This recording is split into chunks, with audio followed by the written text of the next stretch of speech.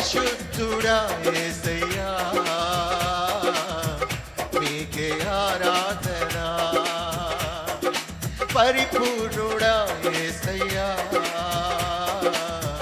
నీకే ఆరాధన మహిమ స్వరూపుడా మహిమోన్నతుడా మహిమ గల రాజా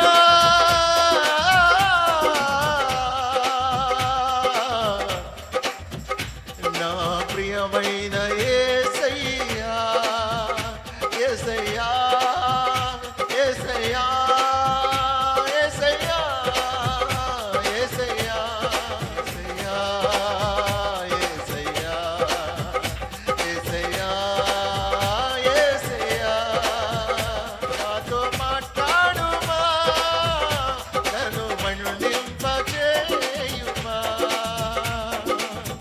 నాతో మాట్లాడుమా నన్ను మండింపజేయుమా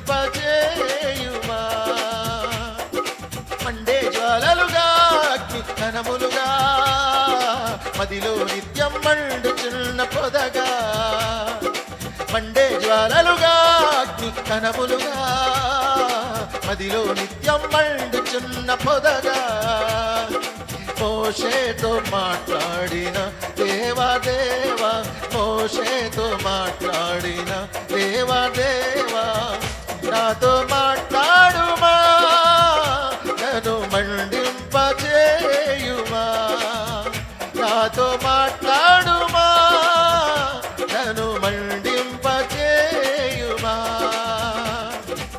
ఆది అపోస్తులుల ఆత్మాభిషేకం అద్భుతాలు చేయునట్లు హెచ్చించిన దేవా ఆది అపోస్తులుల ఆత్మాభిషేకం అద్భుతాలు చేయునట్లు మండించిన దేవా నీ ఆత్మ వరములతో మము అభిషేకం చేయుమా ఆమేన్ నీ ఆత్మ వరములతో మము మండింపజేయుమా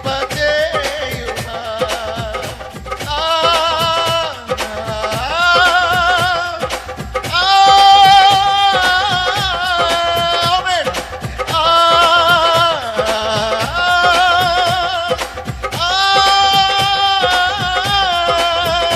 బలమైన అభిషేకమా అభిషేకమా బలమైన అభిషేకమా అభిషేకమా బలమైన అభిషేకమా బలమైన అభిషేకమా అభిషేకమా అభిషేకమా ఆత్మాభిషేకమా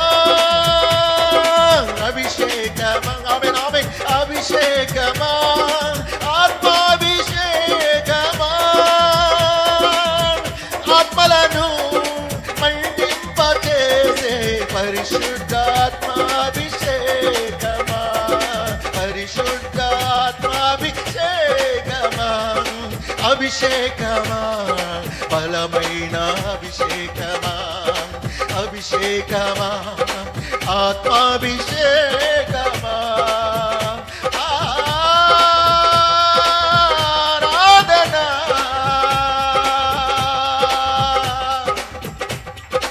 ఆరాధనా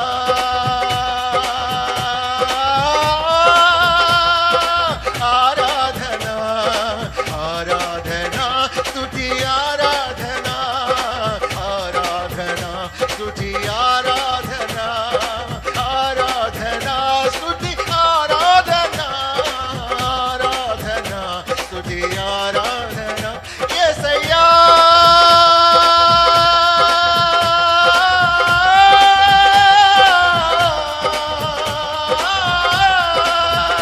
యేసయ్యా యేసయ్యా యేసయ్యా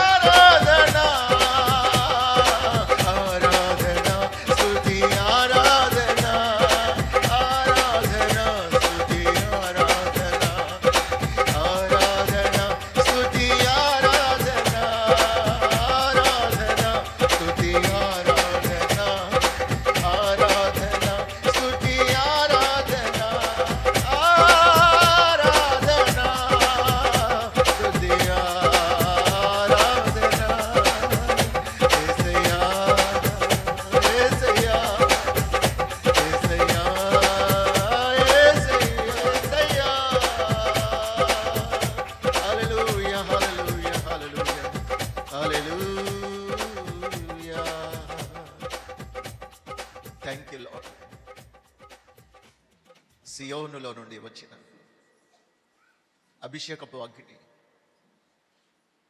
మనందరి జీవితాల్లో ప్రవహించినట్లుగా,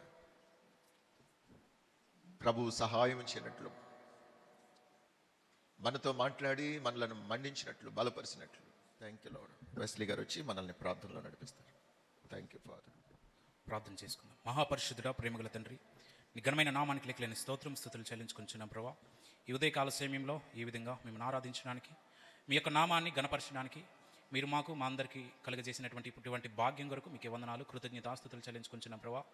ఈ పునరుత్థాన దినమునందు మిమ్మల్ని ఆరాధించే భాగ్యము అనుగ్రహించినందుకు మీకు వందనాలు, స్తోత్రం నైనా స్తుతులు చెల్లించుకుంటున్నాం. ఆసక్తితో వచ్చిన ప్రతి ఒక్కరి హృదయాలు మీరు తాకమని అడుగుచున్నామని వచ్చిన ప్రభా. ప్రతి ఒక్కరితో మీరు మాట్లాడండి, ప్రతి ఒక్కరి హృదయాలను మీరు దర్శించండి, మమ్మల్ని అందరూ మీరు సర్వసత్యంలోకి నడిపించుకోమని యేసు అతి పరిశుద్ధ నామమున ప్రార్థించి అడివేడుకుంటున్నాం తండ్రి, ఆమేన్. యోహాను సువార్త 16వ అధ్యాయము 7వ వచనం నుండి కొన్ని వచనాలు నేను చదువుతున్నాను. జాగ్రత్తగా పరిశీలనగా చూద్దాం. నేను మీతో సత్యము చెప్పుచున్నాను, నేను వెళ్ళిపోవటం వలన మీకు ప్రయోజనకరము. నేను వెళ్ళని ఎడల ఆదరణకర్త మీ యొద్దకు రాడు. నేను వెళ్ళిన ఎడల ఆయనను మీ యొద్దకు పంపుదును. ఆయన వచ్చి పాపమును గూర్చియు నీతిని గూర్చియు తీర్పును గూర్చియు లోకమును ఒప్పుకొనచేయును. లోకులు నాయందు విశ్వాసముంచలేదు గనుక పాపమును గూర్చియు, నేను తండ్రి యొద్దకు వెళ్ళుట వలన మీరిక నన్ను చూడరు గనుక నీతిని గూర్చియు, ఈ లోకాధికారి తీర్పు పొంది ఉన్నాడు గనుక తీర్పును గూర్చియు ఒప్పుకొనజేయును.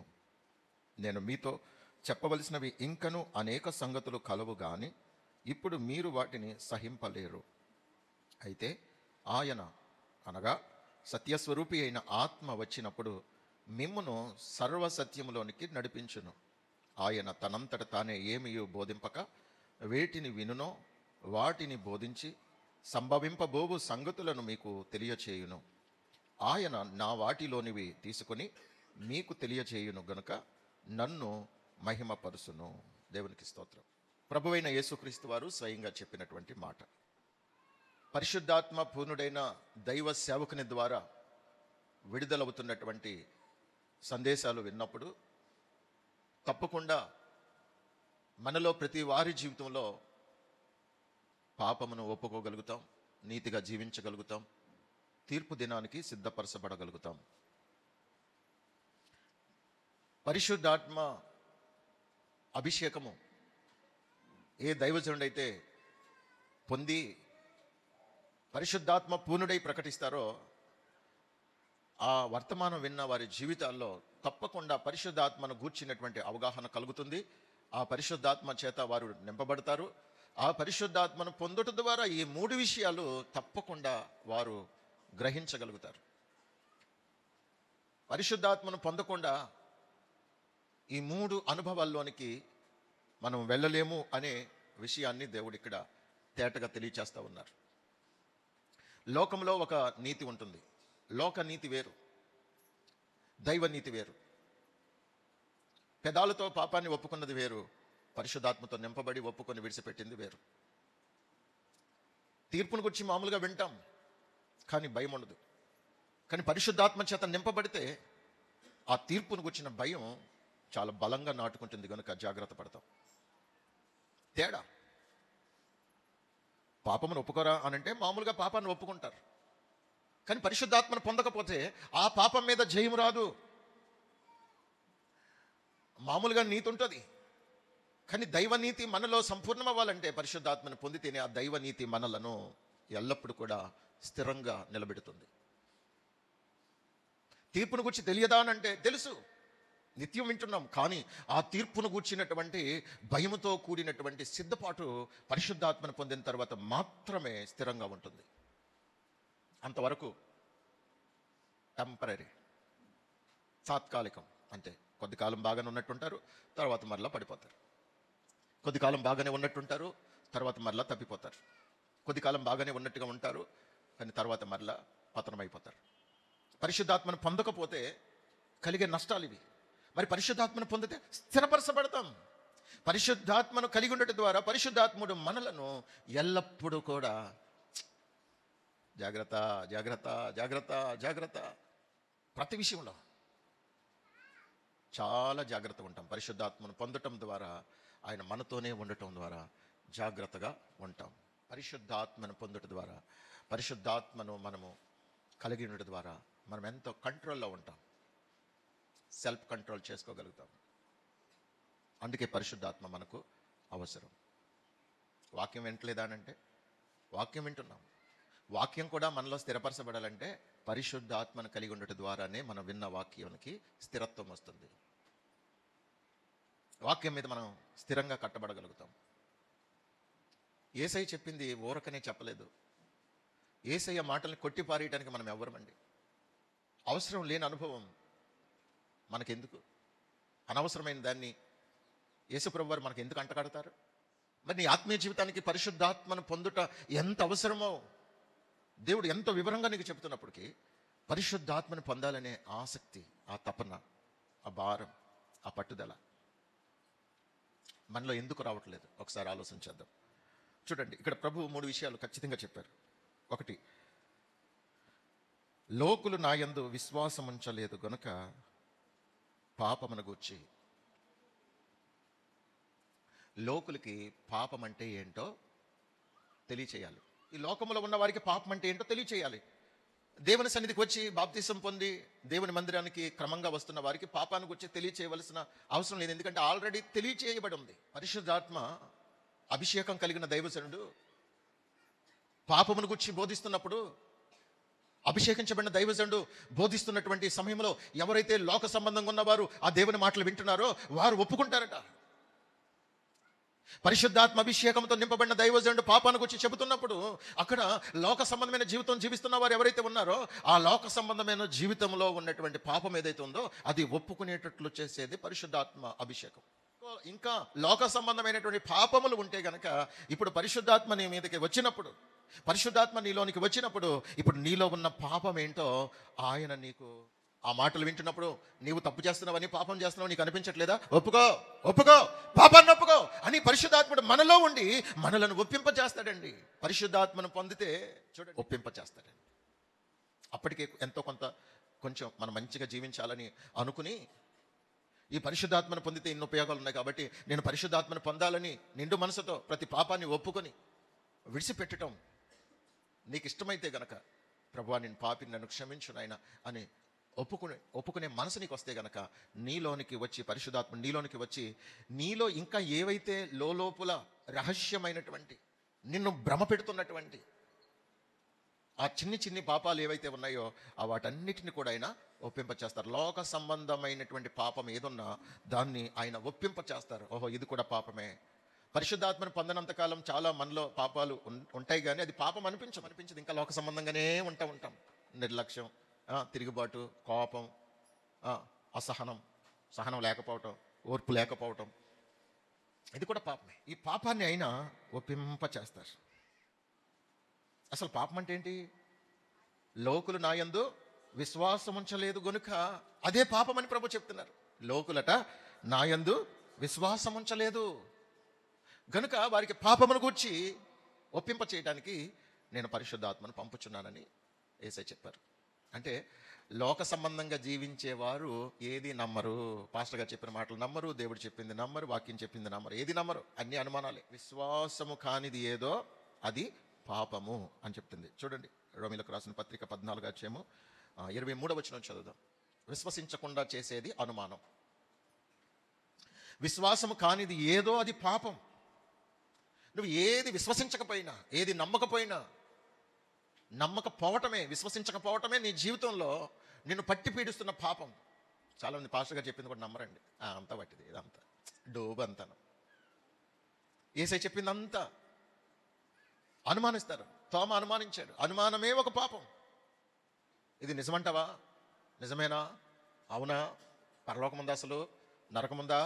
పాపం అంటే నీ అనుమానమే, నీ అవిశ్వాసమే, అదే పాపం.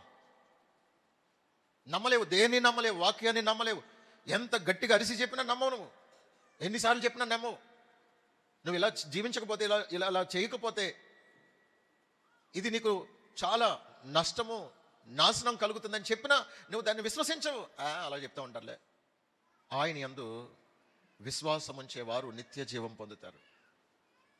లోకులు ఆయన యందు విశ్వాసం ఉంచలేదు కనుక పాపమును గురించి ఒప్పింప చేయగలిగేటువంటి పరిశుద్ధాత్మ అభిషేకం వాక్యం వింటున్నప్పుడు కానీ, వారు పొందాలనే ఆసక్తి ఉన్నప్పుడు కానీ వారిలో పరిశుద్ధాత్మ పాపమును ఒప్పింప చేసే ప్రక్రియ జరుగుతుంది. చూడండి, పేతురు గారు దేవుని వాక్యాన్ని బోధిస్తున్నప్పుడు అనేక మంది బాప్తీసాలు పొందకుండానే పరిశుద్ధాత్మను పొందారు. కారణం ఏంటో తెలుసా? వారు పాపాన్ని ఒప్పుకున్నారు. అక్కడ పరిశుద్ధాత్మ అభిషేకం దిగి వచ్చినప్పుడు వారు పాపాలు ఒప్పుకోవడం ప్రారంభించారు. అన్యజనులు వారు బాప్తిస్మం పొందకపోయినా పరిశుద్ధాత్మ చేత నింపబడ్డారు. గనుక పరిశుద్ధాత్మను పొందటం వలన మనము లోపల రహస్యంగా నక్కి చూస్తున్నటువంటి పాపాలు చాలా ఉంటాయి. అవన్నీ కూడా ఒక్కొక్కటి ఒప్పుకొని విడిచిపెట్టడానికి పరిశుద్ధాత్మ మనలో పనిచేస్తున్నప్పుడు మనం పరిపూర్ణంగా మార్చబడతాం. ఆమేన్, హల్లెలూయా.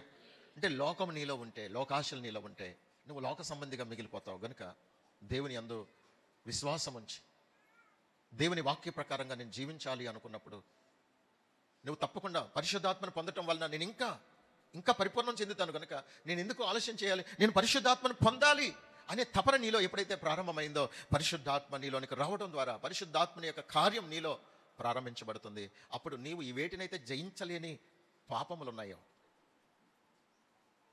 విడిచిపెట్టలేని పాపాలు ఏవైతే ఉన్నాయో అవన్నీ ఒక్కొక్కటి నీ జీవితంలోంచి పూర్తిగా తొలగిపోతూ ఉంటాయి. ఎందుకంటే పరిశుద్ధాత్మ నీలోనికి వచ్చి క్లీన్ చేస్తూ ఉంటాడు. ప్రతిరోజు ఇల్లు తుడుస్తూ ఉన్నాం అనుకోండి, ప్రతిరోజు ఇల్లు తుడవాలి. అవునా? నేను తుడిచాం కదా అని ఈరోజు మానేశారనుకోండి, మరలా కొత్త దుమ్ము వచ్చి చేరుతూ ఉంటుంది. నువ్వు ఎన్నిసార్లు తుడిసినా దుమ్మి ధూళి కనపడతానే ఉంటుంది. అందుకు ప్రతిరోజు క్లీన్ చేసుకోవాలి, ప్రతిరోజు ఒప్పుకోవాలి. మనం ప్రతిరోజు దేవుని అడగాలి, ప్రభువా నా కంటిని, నా నోటిని, నా చెవులను, నా తలంపులను, నా సర్వ శరీరాన్ని మీరు శుద్ధీకరించండి ప్రభువా. ఈ రోజంతట్లో మీరు స్వాధీనపరుచుకోండి. ఈ రోజంతట్లో నేను ఎక్కడైనా ఏ విషయంలో తప్పు చేస్తే, పాప సంబంధమైన ఆలోచనలు వస్తే నన్ను క్షమించండి అని దేవుణ్ణి అడగాలి. ప్రతి ఉదయము అడగాలి, ప్రతి రాత్రి అడగాలి, ప్రతి మధ్యాహ్నం అడగాలి దేవుణ్ణి. పరిశుద్ధాత్మని యొక్క పర్యవేక్షణలో మన జీవితం ఎల్లప్పుడూ క్లీన్గా ఉంటుంది, పరిశుభ్రంగా ఉంటుంది. పరిశుద్ధాత్ముడు మనలో నిరంతరము కూడా మనలను హెచ్చరిస్తూ, బలపరుస్తూ, పురికొల్పుచు మనలను ఆధ్యాత్మికంగా బలపడేటట్లు ఎల్లప్పుడు కూడా ఆయన మనల్ని ఉజ్జీవింపచేస్తూ ఉంటారు. ఆమేన్, హల్లెలూయా. రెండవదిగా మనం చూసినప్పుడు, నేను తండ్రి యొద్దకు వెళ్ళుట వలన మీరిక నన్ను చూడరు గనుక నీతిని గూర్చి. నేను తండ్రి యొద్దకు వెళ్తున్నాను అని తెలిసిన మరుక్షణమే, ఆయన ఇక్కడ లేరు కదా, దేవుడు మన మధ్యలో లేరు కదా అని ఒకవేళ మీలో నిర్లక్ష్యం ఏర్పడుతుందేమో. అందుకే పరిశుద్ధాత్మ నేను పంపిస్తున్నాను. పరిశుద్ధాత్మ మీలోనికి రావటం వలన మీలో ఒక నీతి స్థిరంగా ఉంటుంది. ఉన్నప్పుడు జాగ్రత్తగా ఉంటాం, లేనప్పుడు, ఎవరైనా లేనప్పుడు, ఇప్పుడు భర్త లేనటువంటి స్త్రీ చాలామంది విచ్చలవిడిగా జీవిస్తూ ఉంటారు. భర్త ఉన్నప్పుడు వేరుగా ఉంటుంది, భర్త లేనప్పుడు వేరుగా ఉంటుంది. అంటే భర్త ఉండి వేరే ప్రాంతం ఎక్కడైనా వెళ్ళినా చాలామంది విచ్చలవిడిగా జీవించే వాళ్ళు ఉన్నారు. ఒకవేళ భర్త మరణించిన తర్వాత చాలామంది విధవరండ్రగా ఉండి చాలా నీతిగా జీవించే వాళ్ళు ఉన్నారు. ఇప్పటికీ భర్త మరణించిన తర్వాత విచ్చలవిడిగా జీవించే వాళ్ళు కూడా లేకపోలేదు. తల్లిదండ్రుల దగ్గర ఉన్నప్పుడు యవనస్తులు చాలా జాగ్రత్తగా ఉన్నట్టుంటారు. అదే ఎక్కడికైనా హాస్టల్కి, కాలేజెస్కి, ఎక్కడెక్కడికో బయటకు వెళ్ళినప్పుడు వాళ్ళు ఇష్టానుసారంగా తిరుగుతూ ఉంటారు. ఎందుకంటే దగ్గర లేరు కనుక. మా పేరెంట్స్ లేరు, మమ్మల్ని అడిగే వాళ్ళు ఎవరు లేరు, నిలదీసే వాళ్ళు ఎవరు లేరు, ఇక్కడ ఎవరు మాకు తెలిసిన వాళ్ళు లేరు కనుక మనం ఫుల్గా ఎంజాయ్ చేయొచ్చు అని బీచ్లకి, పార్కులకి రకరకాలుగా తిరిగి జీవితాలు నాశనం చేసుకున్నవారు లేరా? ఉన్నారు. ఎందుకంటే ఆ ఫ్యామిలీ మెంబర్స్ లేని కారణం చేత. అది ఉంటే ఓ భయం ఉంటుంది, ఓ క్రమశిక్షణ ఉంటుంది. అదే విషయాన్ని పౌలు గారు ఫిలిప్పీ సంఘానికి తెలియచేస్తూ, చూడండి 2వ అధ్యాయం 12వ వచనం చదవండి. ఫిలిప్పీ పత్రిక 2వ అధ్యాయము 12వ వచనం.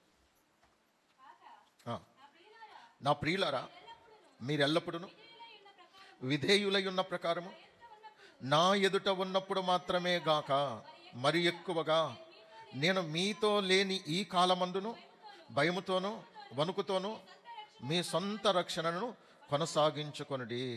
ఎందుకనగా మీరు ఇచ్చయించుటకును కార్యసిద్ధి కలుగచేయుటకును తన దయా సంకల్పము నెరవేర్చుటకై మీలో కార్యసిద్ధి కలుగజేయవాడు దేవుడే. చూడండి, ఇక్కడ మీలో నేను మీతో లేని ఈ కాలమందును భయముతో వణుకుతో మీ సొంత రక్షణను కొనసాగించుట. అంటే పౌలు గారు ఈ మాట చెబుతున్నారంటే దాని అర్థం ఏంటి? పౌలు గారు ఉన్నప్పుడు బాగానే భక్తి చేసేవారు, కానీ పౌలు గారు జైల్లో పెట్టబడిన తర్వాత ఎవరిష్టం వాళ్ళది అయిపోయింది. ఇక చూడండి, ఒక సరైన నాయకత్వం లేనప్పుడు సంఘము భ్రష్టత్వానికి వెళ్ళిపోయినట్టుగా మనం చూస్తున్నాం. అదే పరిశుద్ధాత్మను మనం కలిగి ఉంటే, పరిశుద్ధాత్మను పొంది ఉంటే, పరిశుద్ధాత్మను పొందిన ప్రతి వ్యక్తి జీవితంలో నీతి అనేది స్థిరంగా ఉంటుంది. ఒక వ్యక్తిలో నీతి ఉన్నప్పుడు వారు పరిశుద్ధతను కాపాడుకుంటారు. వారి క్రియా జీవితం చాలా నమ్మకంగా కొనసాగించడానికి నీతి అనేది వారిని కంట్రోల్ చేస్తుంది, దైవ నీతి. యోసేపు సందర్భంలో మనం చూసినప్పుడు యోసేపు దేవుని ఆత్మను కలిగినవాడు, దేవదూతల ఆత్మను కలిగినవాడని సాక్ష్యం పొందినవాడు. అనగా అతడు పరిశుద్ధాత్మను పొందినవాడు. అంటే పరిశుద్ధాత్మ ఆది నుండి పనిచేస్తున్నారు. దేవుని ఆత్మ జలములపైన అల్లాడుచుండెను. దేవుని ఆత్మ జలములపైన అల్లాడుచుండెను. ఎక్కడ? ఆదికాండం 1వ అధ్యాయంలో చూడండి, అక్కడ నుండి పరిశుద్ధాత్ముడు జలములపై జనములపై అల్లాడుచున్నటువంటి ఆత్మ. సౌలు గారి మీదకి వచ్చిన ఆత్మ, దావీదు గారి మీదకి వచ్చిన ఆత్మ, సంసోను గారి మీదకి వచ్చిన ఆత్మ, గిద్యోను గారి మీదకి వచ్చిన ఆత్మ. చూడండి, యెహెజ్కేలు, యెషయా వీరందరి మీదకి వచ్చినటువంటి ఆ పరిశుద్ధాత్మ అవసరాన్ని బట్టి అప్పుడప్పుడు పరిశుద్ధాత్మ కార్యాలు ఆ పాత నిబంధన కాలంలో ఆది నుండి పరిశుద్ధాత్ముడు పనిచేస్తూనే ఉన్నారు. కానీ ఇక్కడ యేసుక్రీస్తు ప్రభు వారు ప్రత్యేకంగా ప్రతి ఒక్కరు కూడా అక్కడక్కడ అప్పుడప్పుడు ఆయా వ్యక్తుల మీద, ఆయా వ్యక్తులలో పనిచేసిన పరిశుద్ధాత్మ యొక్క పాత్ర ఇప్పుడు సంపూర్ణంగా ప్రతి ఒక్కరిలో, ప్రతి వారిలో ఈ పరిశుద్ధాత్మ నింపుదల జరిగితే గనక పరిశుద్ధాత్మను కలిగినటువంటి వ్యక్తి యొక్క జీవితం ఎంత ప్రత్యేకంగా ఉంటుందో ప్రభువు ఆయా భక్తుల జీవితాల్లో మనకు దృష్టాంతాలుగా చూపిస్తూ వచ్చారు. అలాంటి వారిలో యోసేపు గారు చూడండి, ఆ ఇంటి మనుషులలో ఎవరునూ అక్కడ లేనప్పుడు, ఆదికాండం 39వ అధ్యాయంలో మనం చూసినప్పుడు ఇంటి మనుషుల్లో ఎవరూ లేనప్పుడు ఆ ఇంటి యజమానురాలైనటువంటి పోతీఫర్ భార్య యవనస్తుడైనటువంటి యోసేపు మీద కొన్ను వేసి లాలన మాటలు మాట్లాడుతూ, కొనసాగిగా చేస్తూ అతన్ని ఆకర్షించుకునే ప్రయత్నాలన్నీ చేసిన మీదట ఇక లాభం లేదనుకుని ఎవరు లేని సమయంలో మీద పడి అతన్ని పాపానికి ప్రేరేపించినప్పుడు యోసేపు యవనస్తుడు అయినను ఆమె విషయంలో ఎంత మాత్రం కూడా అతడు తొందరపడలేదు.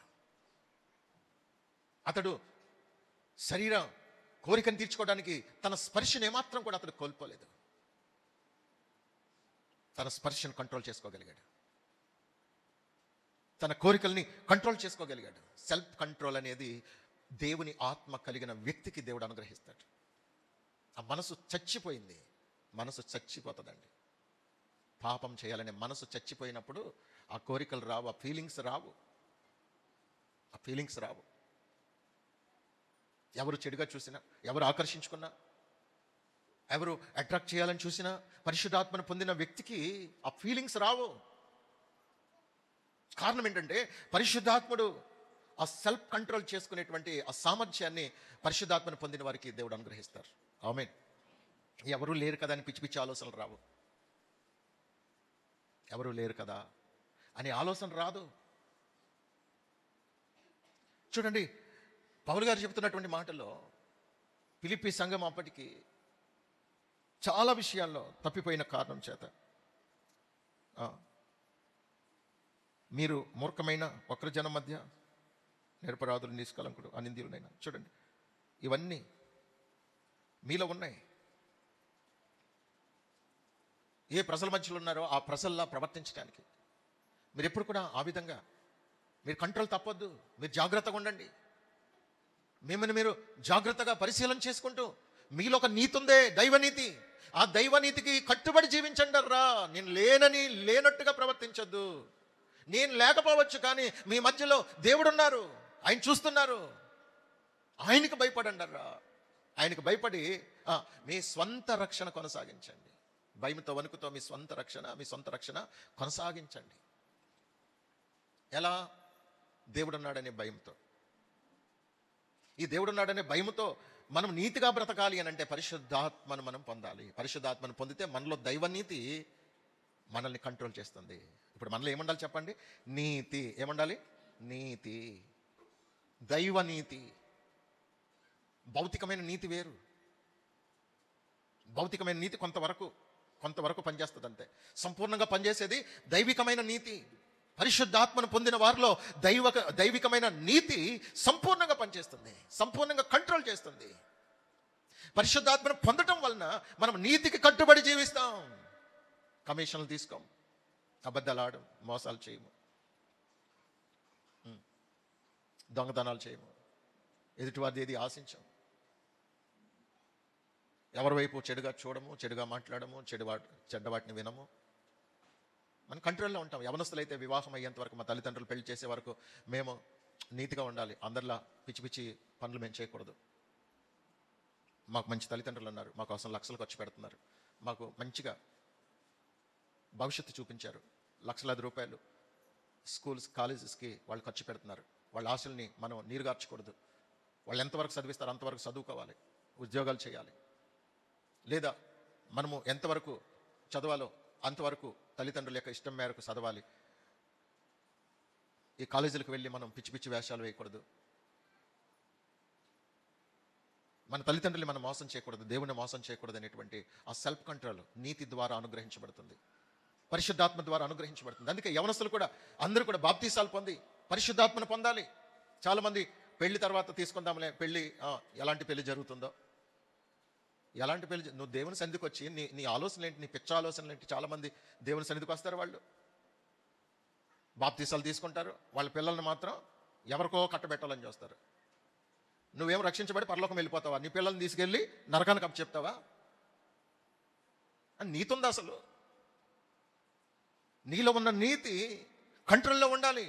నేను రక్షించబడి, నేను పరిశుద్ధాత్మను పొంది, నేను పరలోకం చేరాలి, నా పిల్లలు కూడా పరలోకం చేరాలి. చాలామంది కట్నం కోసం కక్కుర్తిపడి మగ పిల్లల్ని కూడా ఎవరికో అమ్మేస్తూ ఉంటారండి. ఎవరెవరికి అమ్మేస్తున్నారు ఈ రోజున కట్నాల కోసం? నీ విశ్వాసం ఏంటి? నీ భక్తి ఏంటి? నువ్వు నమ్మిన దేవుని యొక్క నీతి ఏంటి? నీకు ఆ మాత్రం తెలియటం లేదా? డబ్బు కోసం కక్కుర్తి పడతావా? ఆస్తుల కోసం, పొలాల కోసం. చిచి రక్షించబడ్డామని చెప్పుకొని సిగ్గులేదు? అలాంటి వాళ్ళ యొక్క జీవితాలు దేవుని యొక్క పరువంతా తీసి పడేస్తున్నాయండి. మీ ఆడపిల్లలకైనా మగపిల్లలకైనా పెళ్ళిళ్ళు చేసేటప్పుడు రక్షణ పొందిన సంబంధాలు వెతుక్కోవాలి. ఎవరు ఎక్కువ కట్నం ఇస్తారా అని వెతుక్కోకూడదు. పనికి వాళ్ళ మంద. చాలామంది చూడండి, ఎవరు ఎక్కువ కట్నం ఇస్తారా, లేకపోతే కట్నం లేకుండా ఎవరు చేసుకుంటారా, ఎవరింటికైనా పంపించేద్దాం. ఇంకా నువ్వు రక్షించబడింది ఎందుకు? నీ కుటుంబాన్ని రక్షించుకోవడానికి కదా. నీ కుటుంబాన్ని తీసుకుని వెళ్ళి శాపానికి అప్పగిస్తావా? రక్షించబడిన ప్రతి ఒక్కరూ బాప్తిస్మములు పొందాలి. ఆలోచించొద్దు, అనుమానించొద్దు. మా పిల్లల పరిస్థితి ఏంటని అనుమానించొద్దు. విశ్వాసం లేకపోవటం కూడా పాపమే. విశ్వాసం కానిది ఏదో అది పాపం. నువ్వు ఇంకా నీ పిల్లల గురించి ఆలోచిస్తున్నావంటే దేవుని నమ్మలేదు. దేవుడు యేసుక్రీస్తు అసమర్థుడు అనుకుంటున్నావు. నువ్వు యేసుక్రీస్తు ప్రభువుని ఎంత కించపరుస్తున్నావంటే ఆయన చేతగానోడు అనుకుంటున్నావు. నా ప్రియమైన వారలారా జాగ్రత్త. యేసుక్రీస్తు ప్రభు నిన్న నేడు నిరంతరం ఏకరీతిగా ఉన్న దేవుడు. ఆయన అప్పుడు అద్భుతాలు చేస్తాడు, ఇప్పుడు చేస్తాడు, ఎల్లప్పుడూ చేస్తాడు. ఆయన ఎల్లప్పుడూ ఒకే రీతిగా ఉన్న దేవుడు.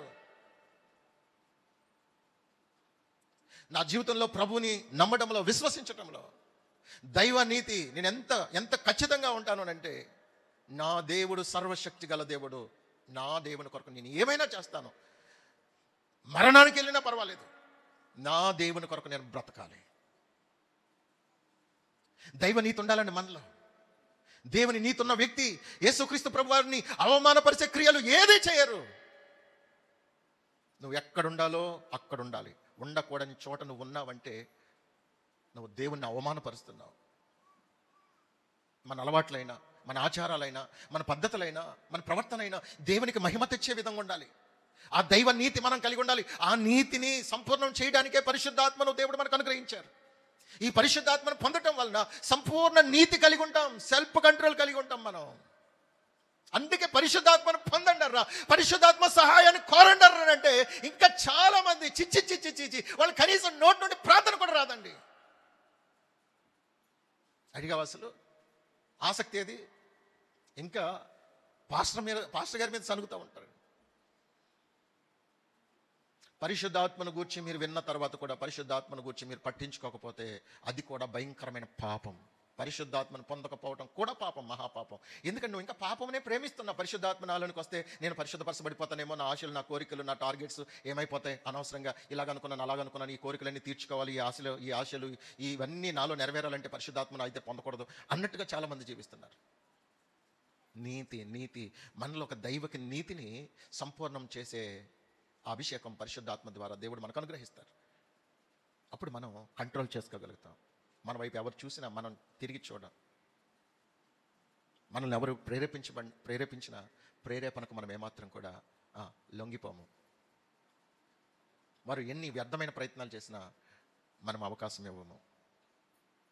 మోసాలు చేయటానికి లేక మన ఇష్టానుసారంగా జీవించడానికి మనం ఏమాత్రం కూడా ఇష్టపడలేము. ఎందుకంటే పరిశుద్ధాత్మని యొక్క పర్యవేక్షణలో మన జీవితం చాలా పర్ఫెక్ట్గా ఉంటుంది. ఆమేన్, హల్లెలూయా, దేవునికి మహిమ కలుగునుగాక. ఇక మూడవది, ఈ లోకాధికారి తీర్పు పొంది ఉన్నాడు గనుక తీర్పును గూర్చి ఒప్పుకొన చేయును. ఈ లోకాధికారి తీర్పు పొంది ఉన్నాడు. ఎవరి లోకాధికారి? సాతానుడు. ఈ లోకాధికారి ఎవరు అనుకుంటున్నారు? ఇప్పుడు ప్రజెంట్ ఈ లోకాధికారి ఎవరు? సాతాను. అందుకే చూడండి, డామినేషన్ వాడిదేనండి. చూడండి, మంచి పనులు చేస్తే ఎవరికి కిట్టదు. వాళ్ళు ఎంత గందరగోళం చేయనివ్వండి, ఎన్ని పిచ్చి పనులు చేయనివ్వండి, ఎవరు అడగడు. మన మంచి కార్యక్రమాలు చేస్తుంటే ప్రతిదానికి ఆటంకమే.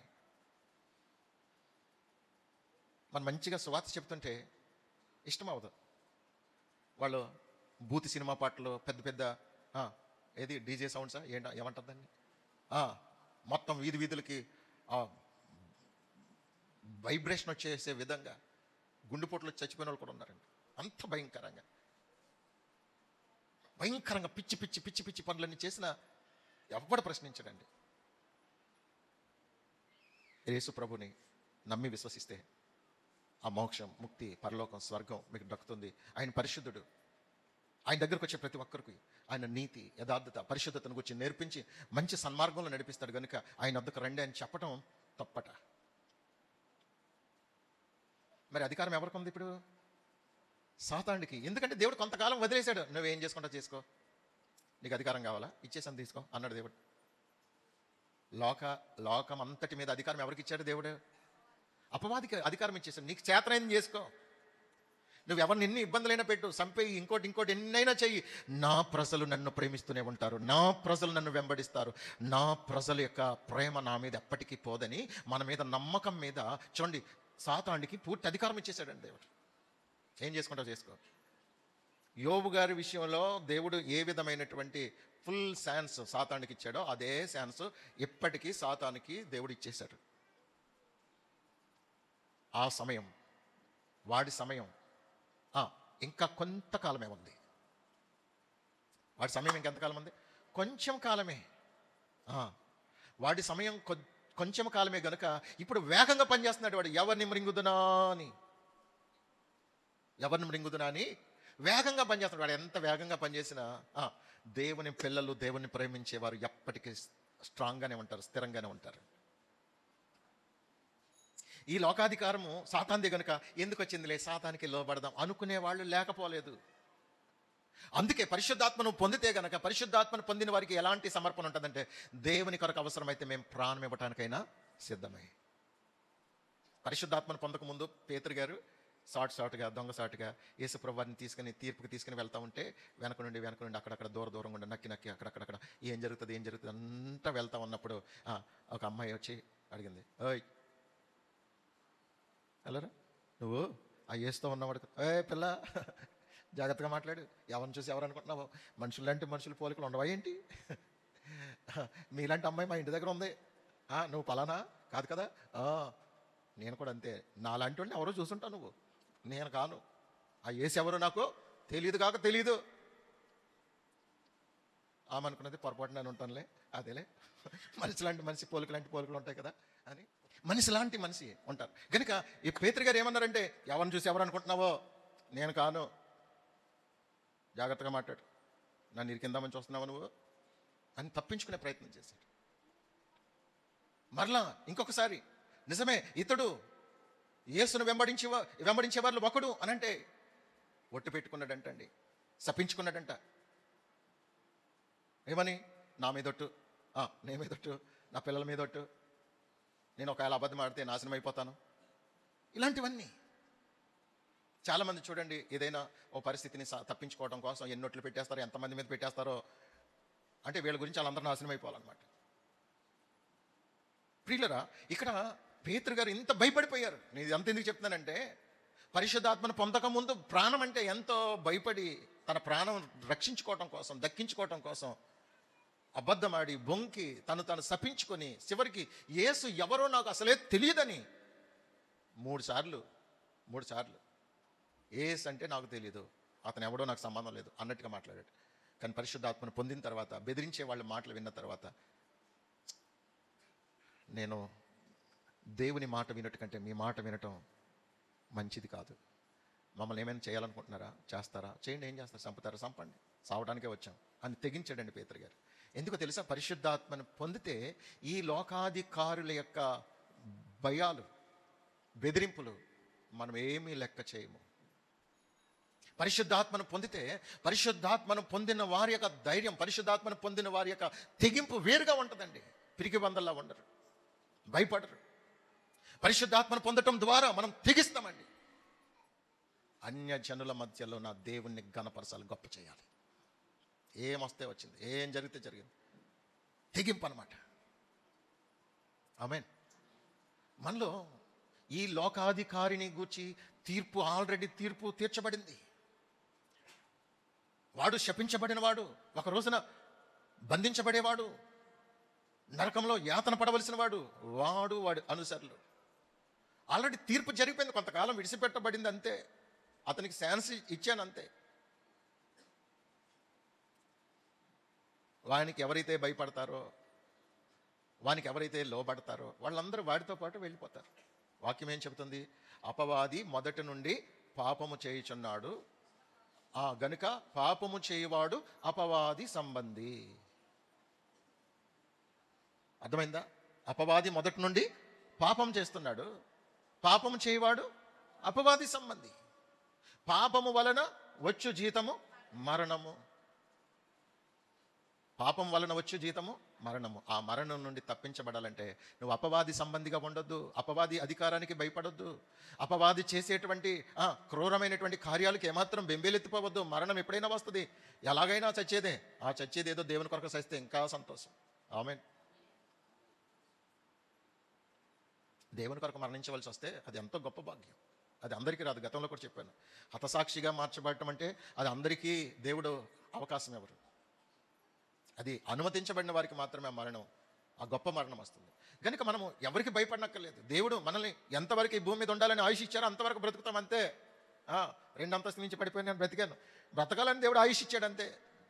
ఒకవేళ అక్కడితోనే పులి స్టాప్ పెట్టేసి నీ జీవితం ఎక్కడితో క్లోజ్రా, నువ్వు ఇలా సావాలని ఉందని దేవుడు ఒకవేళ అక్కడ ఆయుష్ ముగించేసాడు అనుకోండి, ఈ పాటికి నన్ను మర్చిపోదురు. ఆసంగా ఈ పాస పోయాడా అనుకుందరేమో మీలో కొంతమంది. చచ్చడ్రా, పేడ విరగడయింది, మనల్ని ఇంకా అనివాడు ఎవరు లేరు అనుకుందరేమో. దేవుడు నాకు ఆయుష్ ఇచ్చాడు, దేవుడు ఆయుషిస్తే ఈ భూమి మీద ఎంతకాలం నువ్వు బ్రతకాలో అంతకాలం క్షేమంగా ఉంటావు. నిన్ను ఎవరు ఏమీ చేయలేరు. ఏ రోగము, ఏ వ్యాధి, ఏ ప్రమాదం, ఎలాంటి పరిస్థితులు, ఎలాంటి వ్యక్తులు నిన్ను ఎంత పతనం చేయాలని చూసేవాళ్ళైనా, వాళ్ళు ఎంత గొప్ప బలవంతులైనా నిన్ను ఏమీ చేయలేరు. ఎందుకంటే దేవుని యొక్క జీవం మనలో ఉన్నప్పుడు మనల్ని ఎలా కాపాడాలో ఆయనకి తెలుసు. ఆమేన్, హల్లెలూయా. దేవునికి మహిమ కలుగును గాక. గనుక తీర్పును గూర్చి దేవుడు ఒప్పింపజేస్తాడు. ఆల్రెడీ తీర్పు తీర్చబడింది. అపవాది సంబంధులుగా ఎవరైతే జీవిస్తారో వారందరికీ మరణం కాసుకొని కూర్చుంది. అపవాది అంతంలో శిక్షించబడతాడు. వాడి అనుసరులు శిక్షించబడతారు. నువ్వు అపవాది సంబంధిగా జీవించాలనుకుంటే నీకు ఇష్టానుసారంగా జీవించే స్వేచ్ఛ ఉంటుంది కొంతకాలం. ఈ స్వేచ్ఛను చక్కగా అనుభవిస్తూ ఆస్వాదిస్తా ఎంత బాగుంది అని అనుకున్నావా, వాడితో పాటు నీవు కూడా నరకంలో ఉంటావు. అక్కడ అగ్నిగా ఆరదు, పురుగు సావదు, భయంకరమైన నరక వేదన. చిన్న కష్టం వస్తేనే నరకం బాబోయ్ అంటారు ఈ భూమి మీద. మరి ఈ భూమి మీద ఉన్నదాన్ని నువ్వు నరకం అనుకుంటే అసలైన నరకం ఇంకా 1000 రెట్లు ఉంటుంది. మరి అది ఎలా భరించగలవు? అందుకు ఈ లోకాధికారి లోకాన్ని ఏలుబడి చేస్తా ఉన్నాడు. ఆ ఏలుబడిలో నువ్వు ఏమాత్రం చిక్కుబడొద్దు. వాడికి తీర్పు తీర్చబడింది. అంతములో వాడికి శిక్ష, భయంకరమైన శిక్ష. వానిని ఎవరైతే అనుసరిస్తున్నారో అపవాది సంబంధులందరికీ కూడా భయంకరమైనటువంటి ఘోరమైనటువంటి ఉగ్రత దినాన్న శిక్ష ఉంది. చాలా ఘోరంగా ఉంటుంది. ఆ తీర్పును గురించి పరిశుద్ధాత్ముడు మనకి తెలియచేస్తా ఉంటాడు, ఒప్పుకొని చేస్తూ ఉంటాడు. అమ్మో, ఈ తప్పు చేస్తే దీనికి శిక్ష ఎలా ఉంటుంది కదా అని పరిశుద్ధాత్మను పొందటం వలన ఆ తీర్పుని ఒప్పుకొని చేస్తాడు. నిజమే, దేవుడు చెప్పింది వాస్తవమే. మనం ఇలాంటి తప్పులు చేయకూడదు, ఇలాంటి పాపాలు చేయకూడదు, ఇలాంటి అక్రమాలు చేయకూడదు, అక్రమ సంబంధాలు పెట్టుకోకూడదు, ఇలాంటి వ్యసనాలకి మనము బానిసలు కాకూడదని పరిశుద్ధాత్ముడు మనల్ని తీర్పు దినాన్ని గూర్చి సిద్ధం చేస్తాడు. తీర్పు దినానికి మనము ఎంత మాత్రం కూడా తీర్పులోకి వెళ్లకుండా మనం ఉగ్రత నుండి రక్షించబడేటట్లు పరిశుద్ధాత్ముడు మనల్ని ఎల్లప్పుడూ కూడా కంట్రోల్ చేస్తూ ఉంటాడు. ఆమేన్, హల్లెలూయా. దేవునికి మహిమ కలుగును గాక. చూడండి, ప్రకటన గ్రంథం 20 అధ్యాయం 15 వచనం చదువుదాం. ఎవని పేరైనను జీవగ్రంథమందు వ్రాయబడినట్టు కనబడని ఎడల వాడు అగ్నిగుండంలో పడవేయబడిను. అంటే ఇప్పుడు పరిశుద్ధాత్మను పొందిన వారందరి పేర్లు ఎక్కడ రాయబడతాయి? జీవగ్రంథమందు రాయబడతాయి. ఎందుకని?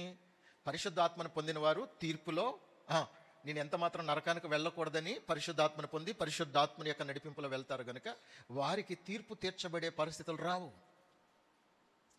వారి పేర్లు జీవగ్రంథంలో రాయబడతాయి.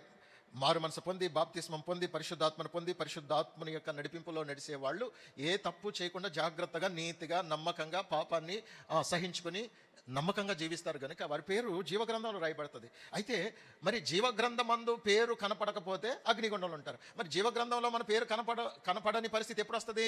పరిశుద్ధాత్మను పొందకుండా నీ ఇష్టానుసారంగా విచ్చలవిడిగా ఈ లోకాధికారి యొక్క నీడలో కొంతకాలం చక్కగా ఎంజాయ్ చేసి జీవిస్తావు. చూసావా? ఈ జీవితం అంతా ఒక రోజు నేను తీసుకెళ్ళి తీర్పులో, ఉగ్రతలో, అగ్నిగుండంలో పడేసేటట్లు చేస్తుంది. పరలోకంలో ఉన్న జీవగ్రంథంలో నీ పేరు కనపడదు.